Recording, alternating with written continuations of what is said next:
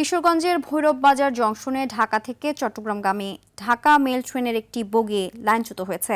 এতে ঢাকা সিলেট চট্টগ্রাম রুটে ট্রেন চলাচল বন্ধ রয়েছে। সোমবার রাত ৩টার দিকে ভৈরব বাজার জংশন অতিক্রম করার প্রায় ১৫০ মিটার পর এ দুর্ঘটনা ঘটে। এর আগে ট্রেনটি রাতেই ঢাকা রেল স্টেশন থেকে ছেড়ে আসে। এতে ইঞ্জিনের পর চতুর্থ কোচের একটি বগি হঠাৎ লাইনচ্যুত হয়ে পড়ে। ভৈরব বাজার জংশনের আপ ও ডাউন দুই লাইনই অচল হয়ে যায়। ফলে রাত ৩টা থেকে ঢাকা সিলেট চট্টগ্রাম রুটে সব ধরনের ট্রেন চলাচল বন্ধ হয়ে যায়। চরম ভোগান্তিতে পড়েন যাত্রীরা। এদিকে লাইন থেকে বগি সরাতে কাজ করছে রিলিফ ট্রেন।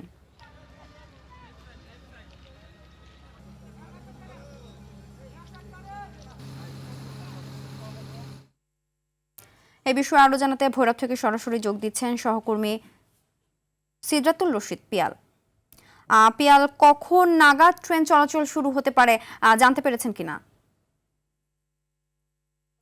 আমি যদি আপনাদেরকে একটু জানাতে চাই, গত রাত আনুমানিক 3:30টার দিকে ঢাকা থেকে ছেড়ে আসা চট্টগ্রাম মেল ট্রেনটি ভৈরব আউটারে এসে লাইনচ্যুত হয়।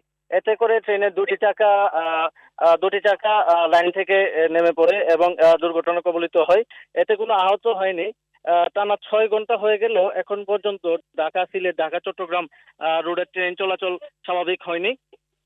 আমরা যতটুকু দেখতে পাচ্ছি যে কিছুক্ষণের মধ্যে হয়তোবা ঢাকা সিলেট বা ঢাকা চট্টগ্রাম যে লাইনটি এটি চালু হবে, কারণ যারা রেলওয়ে কর্মকর্তারা আছেন তারা খুব দ্রুত গতিতে কাজ চালিয়ে যাচ্ছেন।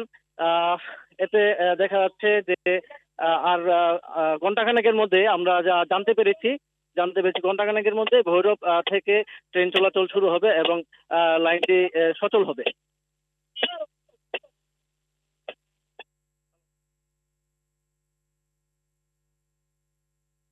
ধন্যবাদ।